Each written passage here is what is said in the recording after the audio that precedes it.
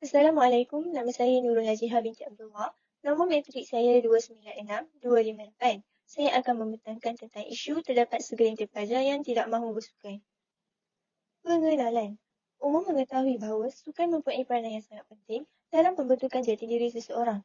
Namun, pada hari ini, golongan remaja sudah tidak lagi cenderung untuk bersukan. Oleh itu, isu ini telah menimbulkan keraguan kepada masyarakat. Penjelasan kajian. Yang pertama ialah kurang keyakinan diri. Berdasarkan temu bual dengan beberapa pelajar, isu ini dapat dikenal pasti melalui salah seorang pelajar yang mengatakan bahawa mereka tiada keyakinan diri untuk bersukan. Hal ini berlaku disebabkan oleh mereka beranggapan bahawa pandangan orang sekeliling terhadap fizikal tubuh badannya menjadikan mereka segan untuk bersukan. Yang kedua ialah halangan sebagai seorang mahasiswa. Pelajar mengatakan bahawa sebagai seorang mahasiswa, beliau sangat sibuk dengan pelajaran seperti kuis, tugasan, persediaan untuk peperiksaan akhir sehingga mereka tidak terfikir untuk bersukan. Mereka lebih selesa menggunakan masa yang ada untuk menyiapkan segala tugasan dan mengulang kaji pelajaran. Yang ketiga ialah pengurusan masa yang tidak cukup. Pelajar tidak pandai membagikan masa belajar dan bersukan. Pada pandangan mereka, pelajaran lebih penting berbanding sukan yang boleh dilakukan pada bila-bila masa sahaja. Namun, tidak bagi pelajaran kerana minggu pembelajaran sudah ditetapkan dan perlu diikuti untuk menamatkan pengajian dengan cemerlang. Yang keempat ialah gemar melakukan aktiviti tidak berfaedah. Pelajar lebih gemar meluangkan masa rehat mereka dengan menonton Netflix, YouTube, TikTok dan Instagram berbanding melakukan aktiviti senaman. Bagi mereka, aktiviti ini lebih selesa dan tidak perlu mengeluarkan peluh. Yang kelima ialah tidak bermotivasi. Pelajar berasa tidak bermotivasi untuk bersukan disebabkan oleh beberapa faktor. Salah satunya ialah faktor kawan. Mereka berasa lebih seronok sekiranya aktiviti ini dilakukan secara berkawan berbanding berseorangan. Mengaplikasikan imajinasi sosiologi dalam kajian. Yang pertama ialah pengaruh masyarakat kepada seseorang individu. Pengaruh masyarakat sangat besar kepada seseorang individu di mana ibu bapa yang tidak mendidik anak-anak mereka untuk bersukan sejak kecil lagi akan menjadi kebiasaan kepada individu tersebut sehingga meningkat dewasa untuk tidak bersukan. Yang kedua ialah tiada keyakinan diri. Seseorang individu memerlukan galakan dan sokongan daripada masyarakat untuk meningkatkan semangat diri dan yakin dengan diri. Yang ketiga ialah sektor pembelajaran yang menentukan masa hadapan. Hal ini kerana masyarakat menganggap bahawa kecemerlangan akademik yang akan menentukan masa hadapan seseorang pelajar berbanding dengan bidang sukan. Yang keempat, peluang pekerjaan melalui bakat atau kebolehan diri. Masyarakat tidak sedar akan peluang pekerjaan dalam bidang sukan. Seseorang yang mempunyai bakat dalam sukan perlu diasah dengan lebih lagi. Yang kelima, amalan gaya hidup yang tidak sihat. Masyarakat yang tidak mengamalkan gaya hidup yang sihat akan mempengaruhi orang lain. Contohnya, seorang anak lelaki akan mengikuti jejak langkah bapanya yang gemar merokok. Seterusnya ialah penjanaan idea baru. Yang pertama ialah memberikan kesedaran dalam diri remaja akan kepentingan bersukan dengan melalui kempen kesedaran, ceramah, motivasi, program hidup sihat dan sebagainya. Yang kedua ialah menggalakkan aktiviti sukan dalam kehidupan seharian dengan melakukan aktiviti seperti jogging, skipping, main badminton, main bola dan sebagainya. Yang ketiga ialah mewajibkan aktiviti sukan kepada semua pelajar. Pihak sekolah atau universiti perlu memastikan semua pelajar melibatkan diri dalam aktiviti yang telah dianjurkan. Yang keempat ialah memberi penyerahan tentang kebaikan bersukan. Sebagai contoh, ibu bapa dan guru perlu mendidik mereka akan kebaikan bersukan sejak kecil lagi. Yang kelima, menambahbaikkan infrastruktur sukan. Pihak sekolah atau universiti perlu menambahbaikkan kemudahan sukan yang rosak demi keselamatan pelajar. Sebagai rumusan, sukan merupakan suatu aktiviti yang menyeronokkan dan dapat membantu menghilangkan tekanan seseorang individu. Sukan juga dapat membina jati diri dalam diri pelajar.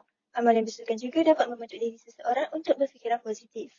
Oleh hal yang demikian, semua pihak perlu memainkan peranan masing-masing agar perhayatan sukan dalam kehidupan tidak hilang sebegitu sahaja tanpa ada sebarang langkah untuk mencegah masalah ini. Sekian, terima kasih. Saya akan teruskan perbentangan saya dengan tajuk isu permainan video dalam kalangan pelajar. Permainan video menunjukkan bukti di mana negara semakin maju dari segi sains dan teknologi. Permainan video lebih cenderung kepada golongan muda kerana mempunyai keistimewaan yang boleh menarik perhatian mereka. Jadi, ianya sudah menjadi hobi dan kesukaan seseorang, terutamanya pelajar. Untuk penjelasan kajian, permainan video tidak semestinya mempunyai keburukan sahaja, ianya mempunyai kelebihan juga, iaitu kelebihan bagi permainan video ini adalah untuk meningkatkan kecerdasan fizikal dan mental, di mana apabila seseorang pelajar itu bermain permainan video, mereka akan menentukan strategi untuk mengalahkan pihak musuh dalam permainan video tersebut, dan ianya membolehkan mereka berfikir bagaimana untuk menyelesaikan halangan-halangan yang ada dalam permainan video tersebut. Yang kedua, mengurangkan tekanan stres. Apabila seseorang pelajar itu bermain permainan video, sekaligus ini akan mengurangkan tekanan stres, di mana kita tahu seorang pelajar mempunyai banyak perkara yang perlu dilaksanakan, yang perlu disiapkan untuk dihantar kepada pensyarah, terutamanya tugasan-tugasan yang diberikan oleh pensyarah. Jadi mereka akan berasa tekanan tersebut, dan mereka dengan cara bermain permainan video ini, mereka dapat menghilangkan tekanan stres tersebut. Yang ketiga, meningkatkan kemahiran kerja berpasukan dan wujud persaingan.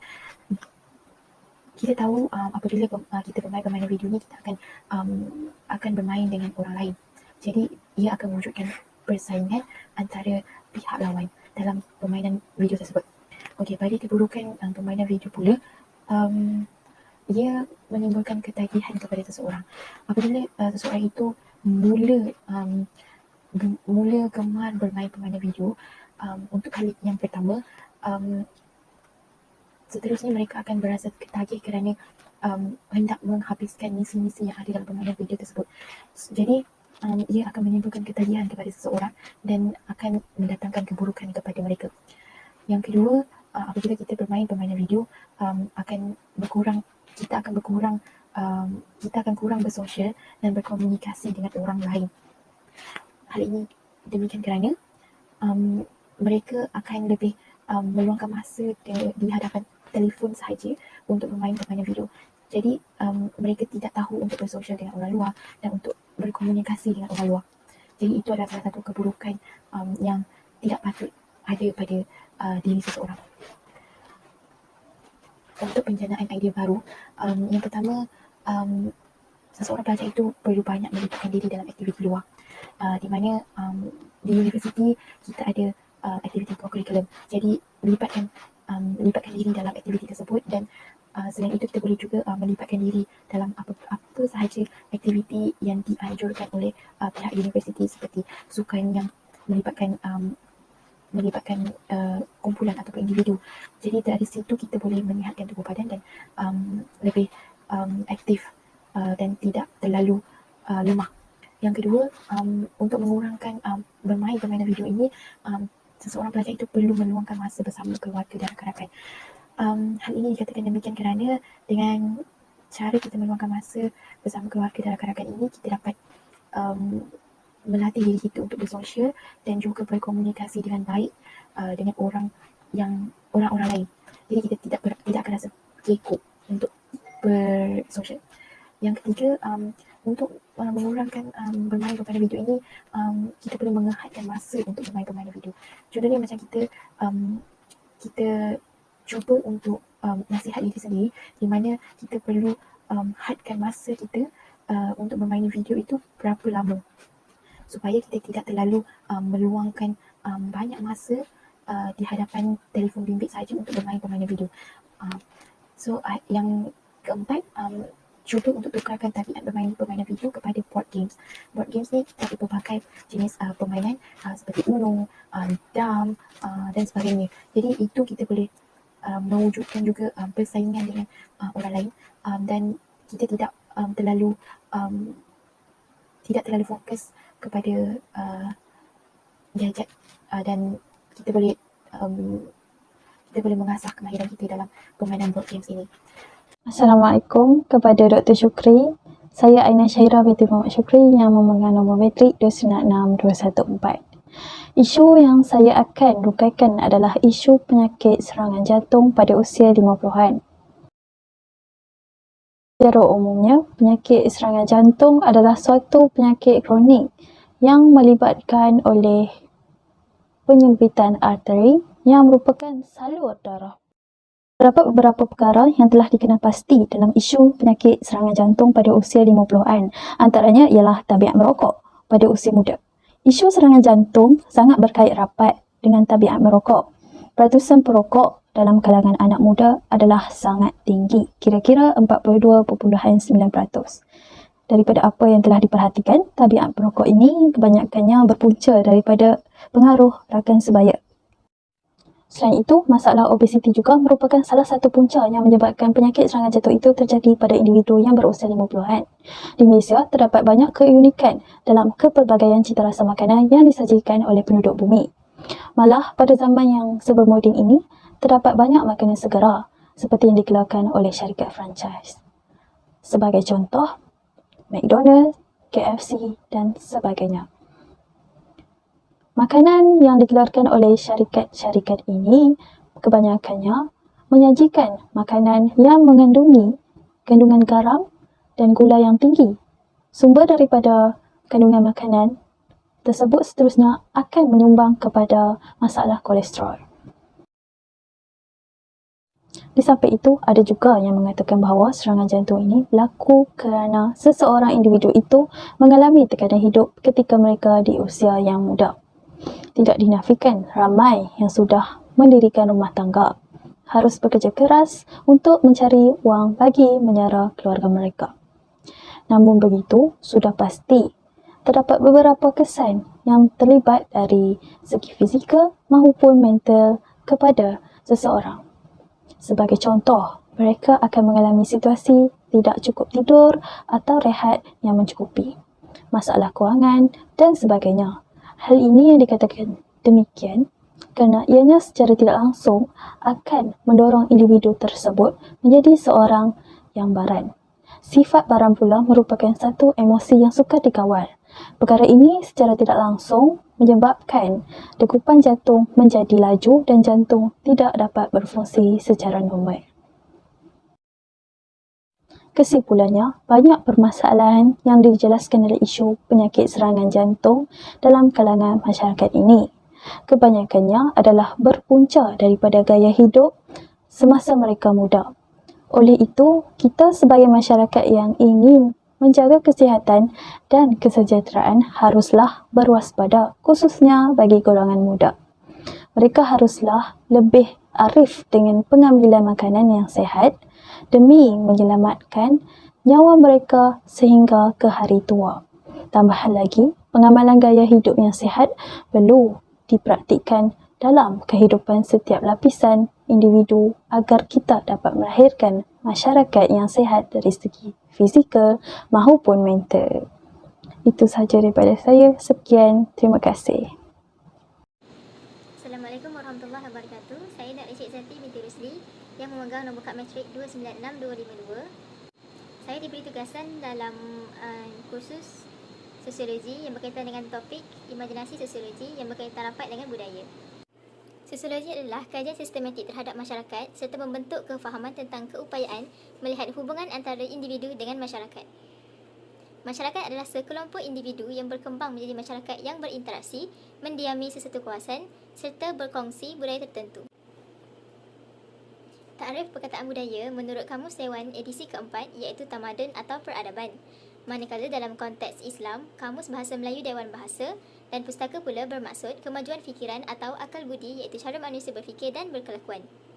Budaya memiliki cara berfikir dengan akal budi seperti rakyat yang memiliki adat, pakaian, tingkah laku yang diwarisi oleh sesuatu masyarakat atau bangsa. Oleh itu, terdapat pelbagai isu yang timbul akibat pengaruh budaya Korea terhadap pelajar. Pada slide seterusnya, pengkaji akan membandingkan di antara kefahaman sebelum dan selepas melaksanakan tugasan ini. Pandangan pemahaman pengkaji terhadap masyarakat dan fenomena tentang pengaruh budaya Korea dalam kalangan pelajar sebelum dan selepas melakukan tugasan ini adalah: sebelum pengkaji melakukan tugasan ini, pengkaji tidak memahami konsep imajinasi sosiologi dalam kalangan masyarakat, dalam persekitaran masyarakat. Seterusnya juga, pengkaji kurang memahami nilai masyarakat terhadap individu. Selepas pengkaji menjalankan tugasan ini, pengkaji mendapati bahawa hubungan antara individu dan masyarakat adalah saling berkait dan berinteraksi antara satu sama lain. Tingkah laku individu juga mempunyai hubungan sosial antara individu dengan masyarakat, dan akhir sekali pengkaji dapat memahami maksud budaya dengan lebih kompleks. Seterusnya, pengkaji akan membincangkan tentang bagaimana budaya K-pop mempengaruhi pelajar. Yang pertama, budaya ini dapat mempengaruhi pelajar melalui beauty standard di Korea. Artis Korea dikenali dengan mempunyai paras rupa yang cantik dan kacak, menyebabkan masyarakat mudah terpikat dan tertarik dengan kesempurnaan wajah yang dimiliki mereka. Hal ini dikatakan demikian kerana paras rupa menjadi aset terpenting dalam kalangan orang Korea sehingga menyebabkan ia mempengaruhi seluruh masyarakat di seluruh dunia yang menyebabkan ia menjadi trend sebagai beauty standard yang menetapkan kecantikan seseorang. Yang kedua, para peminat Korea dapat mempengaruhi budaya ini dengan cara pengaruh rakan sebaya. Daripada pemerhatian pengkaji, masyarakat mula berminat untuk meminati budaya Korea ini iaitu K-pop dan K-drama bermula pada usia remaja iaitu dari usia 12 hinggalah ke 18 tahun.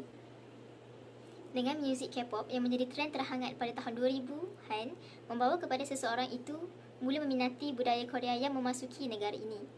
Seterusnya membawa kepada pengaruh rakan-rakan sebaya kepada rakan-rakan yang lain bagi meminati budaya K-pop ini. Seterusnya, penyebab pelajar mula meminati budaya Korea ini adalah fashion Korea yang menjadi trend terhangat pada zaman kini. Dari segi pemakaiannya yang mengenakan fashion warna cerah, lembut serta corak bunga yang menunjukkan fashion yang tidak keterlaluan, menunjukkan perwatakan seseorang itu ceria dan manis. Pada pemerhatian pengkaji di universiti ini, terdapat beberapa pelajar yang mengenakan fashion ala-ala pemakaian di Korea. Contohnya, pemakaian hoodie dan juga blazer yang dikenakan yang sesuai dikayakan dalam apa jua keadaan. Isi yang seterusnya tentang bagaimana budaya Korea mempengaruhi pelajar adalah tentang budaya makanan orang Korea. Budaya Korea semakin berkembang sehingga menunjukkan individu yang meminati budaya ini mula mempengaruhi masyarakat tentang makanan yang unik sehingga menghasilkan kedai makanan Korea di negara kita. Seterusnya, pengkaji akan membincangkan tentang aplikasi imajinasi sosiologi dalam kajian. Yang pertama adalah pengaruh televisyen dan media sosial. Antaranya adalah sumber melalui Instagram, Twitter, TikTok, YouTube yang menyebarluaskan lagi pengetahuan dalam budaya Korea ini. Poin yang kedua adalah perbezaan pengaruh zaman dahulu dan zaman sekarang. Isi yang seterusnya adalah menambah pengetahuan dalam bahasa Korea dan yang terakhir sekali, mempelajari ciri-ciri kebudayaan masyarakat Korea. Kesimpulannya, pengkaji dapat membuat rumusan bahawa pengaruh budaya Korea semakin menular terutamanya dalam kalangan pelajar. Justru itu, pihak berkuasa perlulah mengetatkan kemasukan budaya luar dengan menapis isi-isi kandungan ataupun budaya yang negatif daripada memasuki di negara kita. Isu ini hendaklah diambil berat daripada semua pihak agar pengaruh negatif tidak mempengaruhi generasi akan datang. Tuntasnya, kita sebagai rakyat Malaysia hendaklah mengembangkan budaya Melayu ke persada dunia. Jadi, isu ini hendaklah diambil berat oleh semua pihak agar pengaruh negatif tidak dapat mempengaruhi generasi akan datang. Assalamualaikum, saya Nur Aisyah binti Sadun, nombor metrik 296264. Tajuk tugasan saya ialah imajinasi sosiologi, media sosial menjadi pilihan golongan muda. Pada slide seterusnya, saya akan menerangkan tentang bahagian pengenalan. Pada bahagian ini, saya akan memberikan maksud tentang media sosial. Media sosial dapat didefinisikan sebagai satu rangkaian komunikasi atas talian yang digunakan oleh pelbagai golongan masyarakat, terutamanya golongan muda. Media sosial ini juga dapat menjimatkan masa dan mampu memudahkan urusan harian kita. Pelbagai aplikasi yang boleh digunakan pada masa kini, contohnya aplikasi TikTok, WhatsApp, Twitter, Instagram, Telegram dan Facebook. Slide seterusnya, saya akan membentangkan tentang pemahaman saya terhadap masyarakat dan fenomena tentang media sosial menjadi pilihan golongan muda. Sebelum tugasan ini dilaksanakan, saya berpendapat bahawa media sosial hanya membahayakan kesihatan. Namun, apabila membuat tugasan ini, media sosial mampu mengeratkan hubungan kekeluargaan antara satu sama lain. Sebagai contoh, golongan pelajar yang tinggal ataupun belajar di luar negara dapat menghubungi ahli keluarganya yang berada di dalam negara dengan hanya menggunakan media sosial.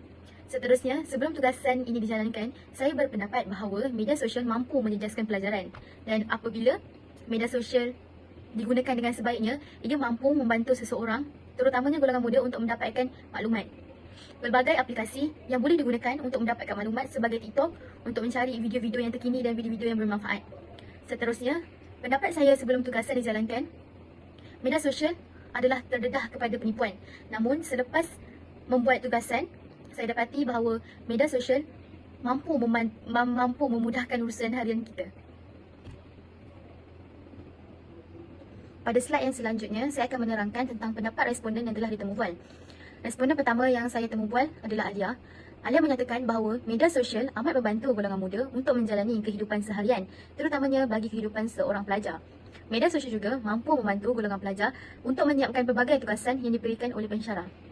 Sebagai pelajar juga, mereka akan menggunakan aplikasi seperti TikTok ataupun Instagram untuk melayari dan mendapatkan maklumat-maklumat yang sahih. Seterusnya, responden kedua yang saya telah temubual adalah Zamira.